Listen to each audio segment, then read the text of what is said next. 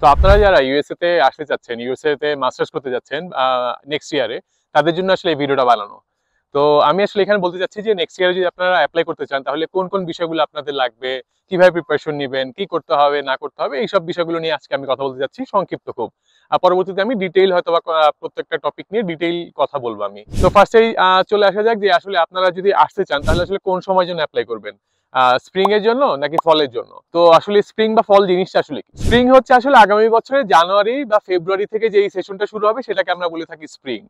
আর ফলটা তাহলে হচ্ছে যে আগামী বছরের অগাস্ট অথবা সেপ্টেম্বর থেকে যে সেশনটা শুরু হবে সেটাকে আমরা বলে থাকি ফল।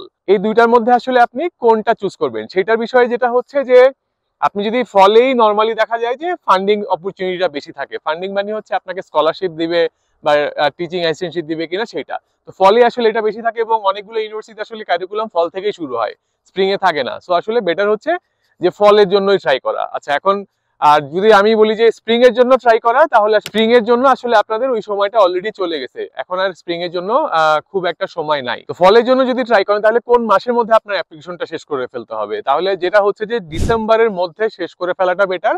জানুয়ারি ফেব্রুয়ারি পর্যন্ত অনেক ইউনিভার্সিটিগুলোর অ্যাডমিশনটা ওপেন থাকে, সো আপনি তখনও করতে পারবেন। বাট যদি আবার সেম কথা আসি, যদি আবার আপনি ফান্ডিং এর জন্য চেষ্টা করেন তাহলে আর্লিয়ার দ্য বেটার অ্যাকচুয়ালি। এখন আসলে আসি আপনার অ্যাপ্লাই করার জন্য কি কি জিনিস লাগবে এবং আপনার প্রস্তুতিটা আসলে কিরকম হবে। কি কি জিনিস লাগবে সেটা হচ্ছে আপনার সার্টিফিকেশন গুলা লাগবে, আপনার হচ্ছে ইংলিশ ল্যাঙ্গুয়েজ টেস্টটা লাগবে যেটাকে আমরা বলে থাকি আইএলটিএস, টোফেল অথবা পিটি অথবা ডুওলিঙ্গো টেস্ট যেটা। তারপর হচ্ছে জিআরই বা জিম্যাট এর কথা আমরা বলে থাকি যে এগুলোও লাগবে। তারপর হচ্ছে আপনার যদি পাবলিকেশন থাকে কোনো, সেই পাবলিকেশন গুলো লাগবে। তারপর স্টেটমেন্ট অফ পারপাস লাগবে। তারপর আপনার হচ্ছে রাইটিং স্যাম্পল লাগবে। তারপর হচ্ছে আপনার অ্যাপ্লাই করতে হবে প্রফেসরদের অথবা আপনি যেখানে কাজ করে থাকেন সেখানে আপনার সুপারভাইজার যে আছে তার একটা রেফারেন্স লাগবে। এই জিনিসগুলো আসলে লাগে। প্রথমে আসি সার্টিফিকেশনের বিষয়টা। আপনি যদি ব্যাচেলর বা মাস্টার্স করে থাকেন তাহলে আপনার এই সার্টিফিকেট গুলো লাগবে। এখন যদি বাংলায় সার্টিফিকেট গুলো থাকে তাহলে সেগুলোকে ইংলিশে ট্রান্সলেট করে নিতে হবে কোনো নোটারি পাবলিক দ্বারা। আর যদি এগুলো ইংলিশেও থাকে তাহলেও ইউএসএ তে কিছু কিছু ইনস্টিটিউট, স্ট্যান্ডার্ডাইজ ইনস্টিটিউট বলে, সেগুলো দ্বারা আপনার সার্টিফিকেটটা কনভার্ট করে নিতে হয় ইউএসএ স্ট্যান্ডার্ডে। তো সেটার ক্ষেত্রে কি হয়, এনএসইএস বলে একটা ইনস্টিটিউট আছে। তো সেই ইনস্টিটিউটের আওতায় যেসব মেম্বার আছে সেসব মেম্বারকে দিয়ে আপনার সার্টিফিকেটটা কনভার্ট করে নিতে হবে। কনভার্সন যারা করে তাদের মধ্যে বিখ্যাত হচ্ছে ওয়েস। তো আমি আসলে ওয়েসের মাধ্যমে আমার সার্টিফিকেটটা কনভার্ট করেছি। তো সার্টিফিকেট কনভার্ট করা লাগবে কিনা সেটা টোটালি ডিপেন্ড করছে আপনার ইউনিভার্সিটিটার উপর। ইউনিভার্সিটি যদি এই কনভার্সনটা চায় তাহলে আপনার করতে হবে, আর যদি না চায় তাহলে করতে হবে না। সো এটা আপনি ইউনিভার্সিটির ইন্টারন্যাশনাল প্রোগ্রাম যেখানে আছে সেখানে মেইল করে আপনি জানতে পারবেন যে আপনার এই কনভার্সনটা আসলেই লাগবে কি লাগবে না। আচ্ছা, সার্টিফিকেটের পর এখন যেটা হচ্ছে যে আপনার language test, English language test যেটা, সেটা নর্মালি অনেকেই অনেক রকম টেস্ট দিয়ে থাকে, আইএলটিএস, টোফেল, পিটিই অথবা হচ্ছে ডুওলিঙ্গো টেস্ট দিয়ে থাকে। তো এই ক্ষেত্রে আসলে বলবো যেটা সেটা টোটালি আপনি যেই প্রোগ্রামে আসতে চান ওই প্রোগ্রামের ওয়েবসাইটে দেখেন যে আপনার ডুওলিঙ্গো টেস্ট অথবা পিটিই অ্যাকসেপ্টেবল কিনা। নর্মালি আপনি যদি টোফেল দেন অথবা আইএলটিএস একাডেমিকটা দেন তাহলে আসলে এখানে কোনো ইউনিভার্সিটিতে কোনো সমস্যা হয় না আপনার অ্যাপ্লিকেশন করার জন্য। আর পিটিই অথবা হচ্ছে ডুওলিঙ্গো টেস্টের ক্ষেত্রে যেটা হয়, অনেকে ডুওলিঙ্গো টেস্ট দেয় কারণ ডুওলিঙ্গো টেস্টের খরচটা অনেক কম হয় এবং ডুওলিঙ্গো টেস্ট রিলেটিভলি ইজিয়ার। তো এই কারণে আমি বলবো না যে আইএলসি বা আইএলসি দিতে হবে অথবা টোফেলই দিতে হবে, আপনি ডুওলিঙ্গো টেস্টও দিতে পারেন। তার জন্য যেটা হচ্ছে যে আপনি ইউনিভার্সিটি ওয়েবসাইটে গিয়ে দেখে নেন যে ওরা আসলে ডুওলিঙ্গো টেস্টটা একসেপ্ট করে কি করে না, সেই অনুযায়ী আপনি হচ্ছে অ্যাপ্লাই করেন বা ট্রাই করেন। এরপরে যে বিষয়টা সেটা হচ্ছে যে আপনার জিআরই বা জিম্যাট এর বিষয়টা। এখন যেটা হয় ইউনিভার্সিটির অনেকগুলো প্রোগ্রামই জিআরই অথবা জিম্যাট কে ওয়েব করেছে। সো সেই ক্ষেত্রে আপনার হচ্ছে যেই প্রোগ্রামে আপনি অ্যাপ্লাই করতে যাচ্ছেন সেখানে যদি ওয়েব করে থাকে তাহলে তো আপনার জিআরই বা জিম্যাট দেওয়ার দরকার হচ্ছে না। বাট অনেকগুলা জায়গাতেই হচ্ছে জিআরই বা জিম্যাট চায়, সো সেটা আপনার দেখে নিতে হবে যে যেখানে অ্যাপ্লাই করছেন সেখানে ওটা ম্যান্ডেটরি কি ম্যান্ডেটরি না। আর অনেকেরই একটা ধারণা থাকে যে জিআরই হচ্ছে সায়েন্স বা আর্টস এর জন্য এবং জিম্যাট হচ্ছে কমার্সের জন্য, কিন্তু আসলে যেটা হচ্ছে যে এখন আসলে এই একটা থেকে আরেকটা কনভার্ট করা যায়। মার্কসে যে আপনি যে মার্কসটা পেয়েছেন সেটা আসলে একটা থেকে একটা, মানে জিআরই তে যত মার্কস পেয়েছেন সেটা জিম্যাট স্ট্যান্ডার্ডে কত সেটা আসলে কনভার্ট করা যায়। সো ওইটা সমস্যা না, আপনি শুধু দেখতে হবে যে আপনি আসলে কোনটায় ভালো স্কোর তুলতে পারবেন, জিআরই তে নাকি জিম্যাটে। তো সেই অনুযায়ী আপনার প্রিপারেশন নিতে হবে। এখন আসছি পাবলিকেশনের বিষয়টা। তো পাবলিকেশন আসলে কখন লাগে কখন লাগে না। পাবলিকেশন হচ্ছে আসলে আপনি যদি রিসার্চ বেসড কোর্স করতে চান তাহলে আপনার পাবলিকেশন গুলো লাগবে, বাট আপনি যদি একাডেমিক কোর্স করতে চান তাহলে আপনার পাবলিকেশন গুলো আসলে লাগে না। আমি বলবো যে পাবলিকেশন যদি আপনার থেকে থাকে তাহলে সেই পাবলিকেশন আসলে একটা ভালো একটা পয়েন্ট বা ভ্যালু অ্যাড করে। তো পাবলিকেশন সবসময় এনকারেজেবল। আপনার যদি এখন না হয়, আপনি যদি পরবর্তীতে পাবলিকেশন করার মতো যথেষ্ট পরিমাণ সময় পান, তাহলে আমি বলবো পাবলিকেশনের দিকে একটু মনোযোগটা দিবেন, একটু সময় দিবেন, এবং পাবলিকেশন 2-3টা থাকা খুব ভালো ইউনিভার্সিটিগুলোর জন্য স্পেশালি।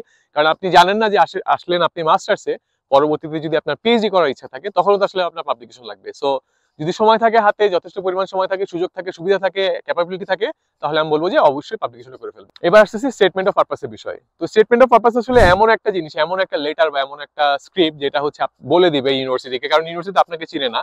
সো আপনার এই স্টেটমেন্ট অফ পারপাস দেখে বুঝে নেবে যে আপনি আসলে কিরকম। সো আপনি স্টেটমেন্ট অফ পারপাসটা অথেন্টিকও হবে, এখানে কোনো কপি পেস্ট করার বিষয় নাই, বা হচ্ছে অন্য কারোটা দেখলে হবে না। আপনি যা আছেন, আপনার যে ক্যাপাসিটি আছে ইউনিভার্সিটি ওই পার্টিকুলার প্রোগ্রামের সাথে ম্যাচ করার ক্ষেত্রে আপনার যে ক্যাপাসিটিটা আছে সেটাই আপনি হচ্ছে স্টেটমেন্ট অফ পারপাসে জানাচ্ছেন, লিখছেন, এবং তারা আসলে আপনার স্টেটমেন্ট অফ পারপাস দেখেও বুঝে নিচ্ছে যে আপনি আসলে স্টুডেন্ট হিসেবে কিরকম এবং তাদের কোর্সের সাথে যায় কিনা এবং আপনাকে আসলে ফান্ডিং দিবে কি দিবে না, সেটা আসলে স্টেটমেন্ট অফ পারপাসের উপর অনেক অংশে নির্ভর করে। স্টেটমেন্ট অফ পারপাস নিয়ে আমি পরবর্তীতে একটা বড় ভিডিও বানাবো, যেটা হচ্ছে অনেক হেল্পফুল ইনফরমেশন থাকবে, আশা করি আপনাদের খুব উপকার হবে সেটাতে। তো আরেকটা নতুন বিষয় যেটা হচ্ছে আসলে রাইটিং স্যাম্পল। হ্যাঁ, তো এটা হচ্ছে যে কিছু কিছু ইউনিভার্সিটিতে জিআরই বা জিএমআইটের অল্টারনেটিভ হিসেবে রাইটিং স্যাম্পলও আপনার কাছ থেকে চেয়ে থাকতে পারে। তো রাইটিং স্যাম্পলটা কি? রাইটিং স্যাম্পল হচ্ছে আসলে এমন একটা স্যাম্পল যেটা দেখে আপনার কোয়ালিটিটা ইউনিভার্সিটি বুঝতে পারে, লাইক আপনার আসলে স্ট্যান্ডার্ড রাইটিং এর ক্যাপাসিটি কতটুকু, আপনার প্রসেস অফ থিঙ্কিং কতটুকু, আপনি কতটুকু ডেপথে চিন্তা করতে পারেন, কিভাবে রাইটিংটা লিখেছেন, উপস্থাপন কেমন করেছেন। সো এইসব আসলে একটা স্কিলের বিষয়, তো এটা আসলে মাঝে মাঝে চেয়ে থাকে। তো রাইটিং স্যাম্পলটা এমন হয়, আপনি যদি কোনোখানে রিসার্চ পাবলিকেশন থাকে অথবা কোনো ইউনিভার্সিটিতে আপনার অনার্স বা মাস্টার্সের থিসিস করেছেন, তো থিসিসের স্যাম্পলটাও আপনি সাবমিট করতে পারবেন, বাট মাথায় রাখতে হবে যে এখানে যেন কোনো ধরনের প্লাজিয়ারিজম না থাকে। বিশেষ করে সোশ্যাল সায়েন্সের যারা স্টুডেন্ট আছে তাদের জন্য আসলে রাইটিং স্যাম্পলটা বেশি লাগে। রেফারেন্সের বিষয়টা যদি এখন আমি আসি, তাহলে যেটা হচ্ছে যে আমি যখন অ্যাপ্লাই করেছিলাম তখন দেখা গেছে যে কিছু ইউনিভার্সিটি চাই যে টোটালি আমার একাডেমিক ইনস্টিটিউট থেকে আমার একাডেমিক টিচার আমার রেফারেন্স দিবে। আবার কিছু কিছু ক্ষেত্রে হচ্ছে যে কম্বাইন্ড ছিল, লাইক আমার একাডেমিক ইনস্টিটিউট থেকে একটা বা দুইটা রেফারেন্স আনতে হবে, এবং আমি যেখানে কাজ করছি সেখানে আমার সুপারভাইজার থেকে একটা বা দুইটা রেফারেন্স আনতে হবে, এবং অনেক ক্ষেত্রে শুধুমাত্র আমার কাজেরই রেফারেন্স চেয়েছে, যে একাডেমি থেকে কোনো রেফারেন্স চাই নাই। সেটা ডিপেন্ড করছে টোটালি ইউনিভার্সিটির উপর এবং আপনার প্রোগ্রামের উপর। আমি যেহেতু এখানে এমবিএ করতে এসেছি, এই জন্য আসলে আমার সাথে, আমি যেহেতু অনেক এক্সপিরিয়েন্স ছিলাম, এই জন্য আমার আসলে এক্সপিরিয়েন্স দেখাতে আমার যেখানে জব করেছিলাম সেইখান থেকেও আমার রেফারেন্স আনতে হয়েছিল, এবং আমি যেহেতু আসলে প্রিভিয়াসলি একটা এমবিএও করেছিলাম, তো কিছু কিছু কোর্স আসলে যাচ্ছে এটার সাথে ম্যাচ করছে, সেটার জন্য আসলে আমাকে ইউনিভার্সিটি থেকেও কিছু রেফারেন্স জোগাড় করতে হয়েছিল। তো আরো যদি অন্য কোনো কিছু ইনফরমেশন আরো ডেপথে জানার দরকার থাকে তাহলে অবশ্যই ইমেল করবেন, আমি আশা করি সময় নিয়ে সেগুলোর উত্তর দিব। এছাড়া আমি যেগুলো টপিক বলেছি সেগুলো সম্বন্ধে আরো ডিটেইল ইউটিউব ভিডিও বানাবো, আশা করি সেগুলো দেখে আপনারা অনেক কিছু জানতে পারবেন। পরবর্তীতে আমার ভিডিওগুলো পাওয়ার জন্য সাবস্ক্রাইব করবেন এবং পাশে থাকবেন। ধন্যবাদ।